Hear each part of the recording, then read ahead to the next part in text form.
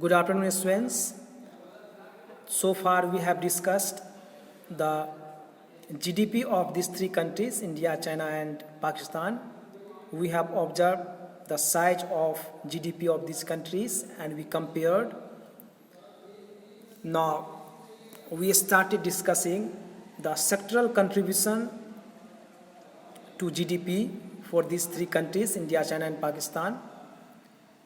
We discussed the percentage of agricultural land for these countries. We have seen that only 10% of total land area of China is used for the agricultural sector, for the agricultural production. Now, in the map given, we can see the different areas of these three countries where agricultural activities are done. For example, cattle, goats, cotton, fishing, jute, rice, tea. These are harvested. These are produced, nurtured in the different parts of the countries. We can see in China it is bigger in size, but agricultural activities are done only in one side. Most of the parts are empty. You can't see the agricultural activities because of the harsh climatic conditions, and that is due to snow mountains, due to deserts, etc. Now we will see the sectoral contribution to GDP of these three countries. Here it is presented in the table. This data is given for the year 2015-17, taken from the NCERT. Now, see, the agricultural contribution to GDP for India is 17%. Means only 17% of total GDP is contributed by agriculture. केवल 17% जो है आपको total में agriculture जो है contribute करता है GDP में. China is only 9%. चाइना जो है केवल 9% जो है जीडीपी में कंट्रीब्यूट करता है, यानी कि एग्रीकल्चर का जो कंट्रीब्यूशन है एग्रीकल्चर में केवल 9% है. While in case of Pakistan it is 25%, 1/4. यानी कि जो टोटल जीडीपी है उसका 25% जो है comes from the agriculture. So still Pakistan GDP is dependent highly on agriculture sector. China less dependent on the agricultural sector for the GDP, क्योंकि यहाँ पे जो आपको दूसरा सेक्टर जो है वो काफ़ी डेवलप्ड है, इसी के चलते. और इंडिया में जो है 17% है. इंडिया में भी जो है दूसरा सेक्टर चूँकि डेवलप कर रहा है, इसी के चलते जो है जीडीपी कंट्रीब्यूशन ऑफ एग्रीकल्चर जो है वो कम हो रहा है. Now when you talk about industry, 30% industry का जो है 30% कंट्रीब्यूशन है इंडिया का जीडीपी में. 43% चाइना का जो है कंट्रीब्यूशन है और 21% जो है वो पाकिस्तान में है.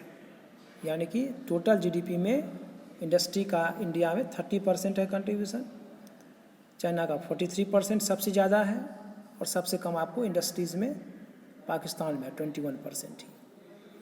नो, जो मोस्ट इम्पोर्टेंट चीज़ जो है जो यहाँ पे आपको माइंड में याद रखना है, वो ध्यान देने वाली बात ये है सर्विस सेक्टर.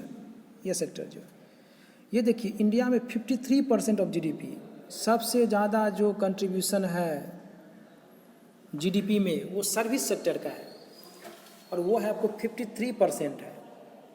देखिए, यानी कि जो सर्विस सेक्टर है वो काफ़ी ग्रो किया है इंडिया में, और इसी हमारा जो जीडीपी इतना ज़्यादा हुआ, इतना इंक्रीज हुआ, many folds increased from few decades.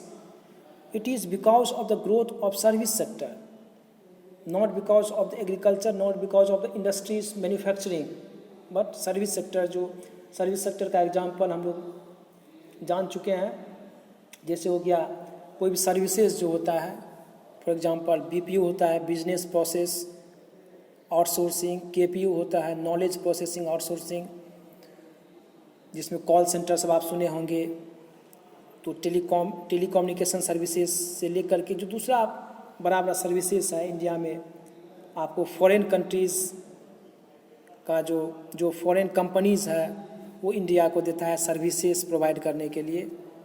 और ये जो है इंडिया में काफ़ी बूम किया। आईटी सर्विस मेनली जो है, कंप्यूटर सर्विसेज जो है, इसका काफ़ी आपको बूम किया है रिसेंट ईयर्स में इंडिया में। और इसी के चलते जो है इसका आपको जीडीपी बढ़ा, और मेन जो कंट्रीब्यूशन है वो किसका है, सर्विस सेक्टर का। In China it is 48%, in Pakistan it is 54%। So in all this countries we can observe the services sector is contributing more, highest सब में। लेकिन इंडिया में, पाकिस्तान में आप देखेंगे कि सर्विस सेक्टर जो है वो ज़्यादा कंट्रीब्यूट किया है ना। डिस्ट्रीब्यूशन ऑफ वर्कफोर्स वो था contribution of different sectors in GDP. जो जीडीपी जनरेट हो रहा है, जो नेशनल इनकम जो है आपको इंडिया में जो जनरेट हो रहा है, उसमें किस सेक्टर का कितना कंट्रीब्यूशन है, किस सेक्टर का कितना योगदान है, उसको हम लोग देखें। अब हम लोग बात करते हैं डिस्ट्रीब्यूशन ऑफ वर्कफोर्स का, यानी कि जो लेबर्स है, जो वर्क कर रहा है, वो किस सेक्टर में जो है कितना % वर्क कर रहा है। तो इंडिया में 42.7% जो है वो एग्रीकल्चर सेक्टर में काम करता है, 23.8% जो है टोटल वर्कफोर्स का वो मैन्युफैक्चरिंग में, यानी कि इंडस्ट्रीज़ में काम कर रहा है, मैन्युफैक्चरिंग इंडस्ट्रीज़ में काम कर रहा है। और जो 33.5% है वो काम कर रहा है सर्विस सेक्टर में। तो 42.7% अभी भी इंडिया में एग्रीकल्चर में काम करता है, एग्रीकल्चरल सेक्टर में काम कर रहा है, जबकि इसका जीडीपी में कंट्रीब्यूशन जो है वो सबसे कम है, जिसको हम लोग देख चुके हैं। काम ज़्यादा आदमी कर रहा है, लेकिन जो उसका कंट्रीब्यूशन है वो कम है, योगदान है। क्योंकि इसका मेन कारण क्या है, तो डिसगाइज अनएम्प्लॉयमेंट है। जो हम लोग डिसगाइज अनएम्प्लॉयमेंट हम लोग जानते हैं कि जिसमें जो है ज़रूरत से ज़्यादा जो है आपको लेबर्स वर्क करना, यानी कि 5 लेबर का ही ज़रूरत है, वह 10 काम कर रहा है। तो इस तरह से आपको एग्रीकल्चर सेक्टर में इंडिया में अभी भी एग्जिस्ट कर रहा है। तो इससे क्या होता है, आपको प्रोडक्टिविटी जो है वो बढ़ता नहीं बल्कि कम ही हो जाता है। चाइना का यहाँ पे देखिए 17.5% जो है वो पॉपुलेशन वो आपको एग्रीकल्चर सेक्टर में काम करता है, 26.5% जो है वो मैन्युफैक्चरिंग में, एंड 56% जो है वो सर्विस सेक्टर में, सबसे ज़्यादा सर्विस सेक्टर में।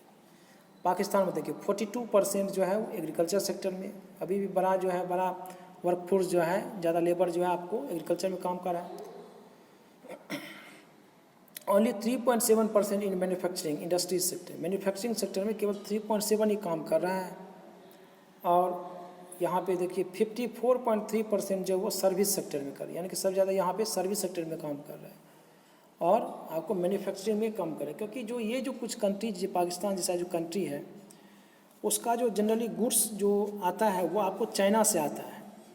चाइना जो है वहाँ पे मैन्युफैक्चरिंग होता है गुड्स का, और यहाँ पे जो बेचता है। तो ये जो कंट्रीज़ हैं वो आपको धीरे धीरे डिपेंडेंट हो गया है चाइना के ऊपर में। तो इसीलिए जो है जो मैन्युफैक्चरिंग का जो इंडस्ट्रीज है वो आपको ग्रो नहीं कर पा रहा है, ग्रो नहीं करता है। और ये बहुत सारा पॉलिटिकल फैक्टर्स है आपको, जो मेन आपको कारण है इस कंट्री का जो है आपको इंडस्ट्रियल सेक्टर का पीछे जाना। लेकिन सर्विस सेक्टर आपको राइज कर रहा है। इसका मेन कारण ये है कि जो बाहर में जो दूसरा कंट्रीज़ में जो फॉरेन कंपनीज़ है वो मैन्युफैक्चर तो कहीं और करता है, लेकिन जो सर्विस के लिए, ठीक है, सपोर्टिंग सर्विस के लिए जो है आपको हायर करता है, चीप लेबर उसको चाहिए, सस्ता लेबर चाहिए। तो सस्ता लेबर जो है कहाँ मिलेगा? सस्ता लेबर आपको जो अंडर डेवलप कंट्रीज है, जो डेवलपिंग कंट्रीज है, जैसे इंडिया, पाकिस्तान, ये सब जो कंट्रीज है, यहाँ पे सस्ता लेबर जो है आपको अवेलेबल है, कम पैसा में जो है आपको लेबर यहाँ मिल जाता है। तो इसी के चलते जो है ये सर्विस जो है उसको आसान पड़ता है। तो इसीलिए जो है सर्विसिंग का जो वर्क होता है वो आपको इस कंट्रीज़ को दे देता है, और इसीलिए यहाँ पे जो आपको बूम किया है आपको service sector. Now next,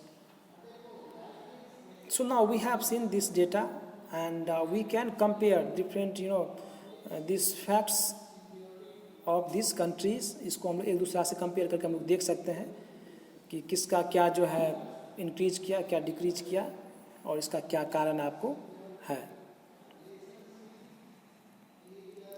no data related तो ये ठीक है, वी हैव सीन दैट ये डेटा जो है 2015-17 का एनसीईआरटी से लिया गया है। In the normal course of development countries first shift their employment and output from agriculture to manufacturing and then to services. No जो आपको डेवलपमेंट का जो ये इम्पोर्टेंट है, इसको आपको माइंड में याद रखना है, इस चीज़ को, इस पॉइंट को आपको याद रखना है। इसका मतलब ये हुआ कि जो नॉर्मल जो डेवलपमेंट होता है कोई भी कंट्रीज़ का, जो हिस्टोरिकल डेवलपमेंट आप देखिएगा तो ये होता है कि सबसे पहले वहाँ पे एग्रीकल्चर से, क्योंकि एग्रीकल्चर जो है वो प्राइमरी सेक्टर है, स्टार्टिंग वहीं से होता है इकोनॉमी का। तो प्राइमरी सेक्टर एग्रीकल्चर सेक्टर से जो मैन्युफैक्चरिंग की तरफ जाता है, यानी कि जो प्राइमरी सेक्टर ये एग्रीकल्चर सेक्टर में जो लेबर्स है, जो आउटपुट या एम्प्लॉयमेंट हो रहा है, वहाँ से वो शिफ्ट करता है मैन्युफैक्चरिंग की तरह। यानी कि अब जो एग्रीकल्चर सेक्टर वहाँ पे जो है उस पर टोटली डिपेंडेंट नहीं है, बल्कि आप मैन्युफैक्चर करने लगा है, वो सामान को प्रोड्यूस करने लगा।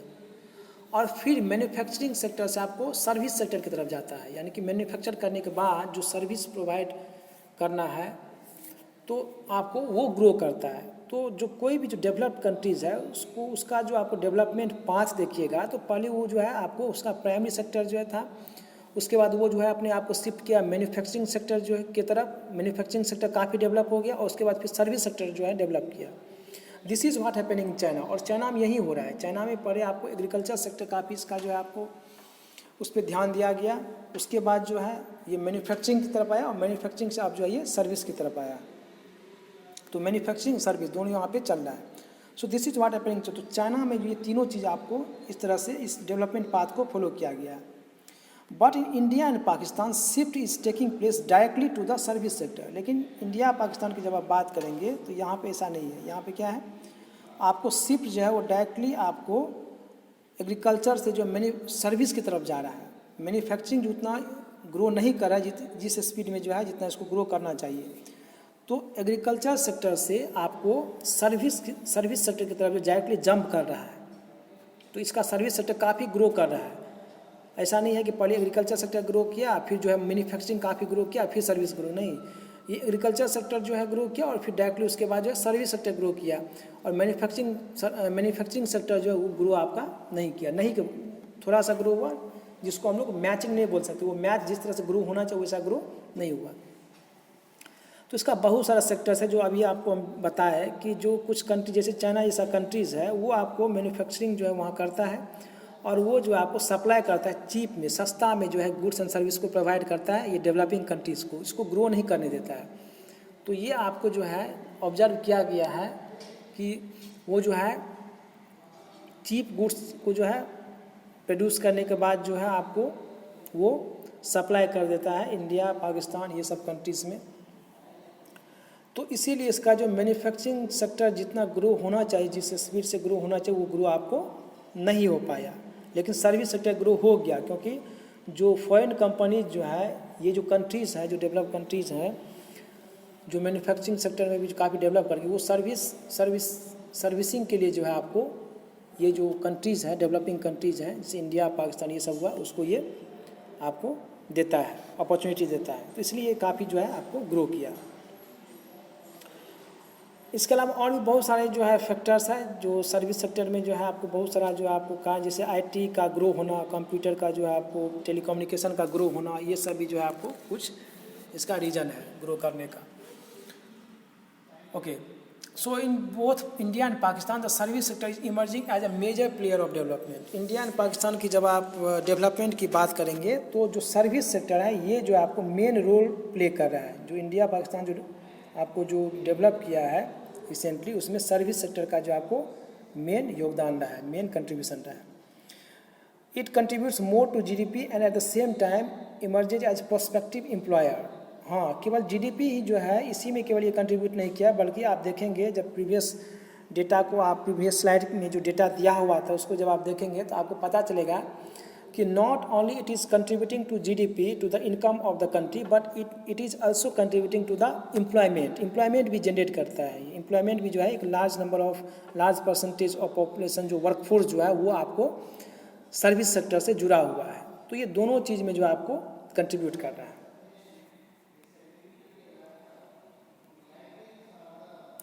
In the last 4 decades, the growth of agriculture sector, which employs the largest proportion of workforce in all the 3 countries, has declined. ये बहुत ही जो है आपको ध्यान देने वाला पॉइंट है और इसीलिए जो है इसको हम यहाँ पे आपको ब्लू कलर में दिए हैं। इसका मतलब ये हुआ कि जो लास्ट 4 डिकेड्स यदि आप देखेंगे, लगभग 4 डिकेड्स का मतलब हो गया 40 ईयर्स। तो जो 40 ईयर्स में जो आप एक चीज़ को ऑब्जर्व करेंगे कि एग्रीकल्चर सेक्टर का जो है ग्रोथ आपको नहीं हो पाया तीनों कंट्रीज में। ये कोई केवल इंडिया की बात नहीं है या केवल पाकिस्तान की बात नहीं, इंडिया, चाइना, पाकिस्तान तीनों में जो है एग्रीकल्चर सेक्टर जिस तरह से ग्रो करना चाहिए वैसा ग्रो नहीं कर पाया। ये स्टैग्नेशन की तरह जो एक रूप, इसका ग्रोथ जो है रुक जैसा गया है।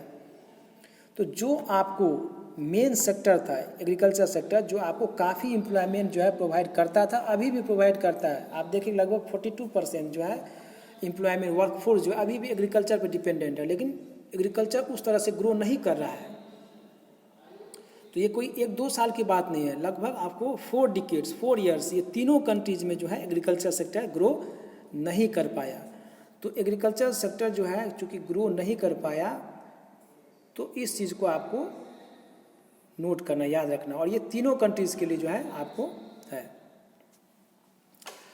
In the industrial sector, China has maintained near double-digit growth rate, whereas for India and Pakistan growth rate has declined.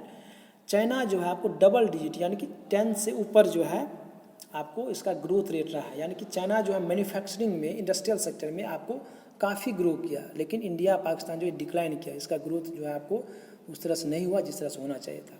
Thus, China's growth is mainly contributed by the manufacturing and services sector. ठीक है, तो China का जो है growth का क्या है राज, Chinese growth का जो है, चाइनीज़ इकोनॉमी का ग्रोथ का क्या राज है, तो growth of manufacturing and service sector, manufacturing sector, industrial sector and service sector, दोनों का ग्रो होना जो है आपको मेन कारण है। इंडिया क्या है, growth of the service sector, यहाँ पे जो सर्विस सेक्टर ग्रो किया वो मेन कारण है। And Pakistan has shown deceleration in all the 3 sectors, लेकिन पाकिस्तान क्या है, ये तीनों सेक्टर में नीचे की तरफ गया है। Primary sector, agriculture sector, industrial sector, service sector, recently ये तीनों में जो है आपको इसका ग्रोथ रेट जो है नीचे की तरफ गई, ऊपर की तरफ नहीं गया है। So this is all about the sectoral contribution to GDP of this 3 countries. हम लोग बाकी जो है जो डेटा इससे रिलेटेड है, आपको growth rate related of this 3 sectors, इसको हम लोग नेक्स्ट क्लास में जो है इसको प्रेजेंट करेंगे। And will see more topics of this chapter in the coming classes. So this is all about today's class. Thank you.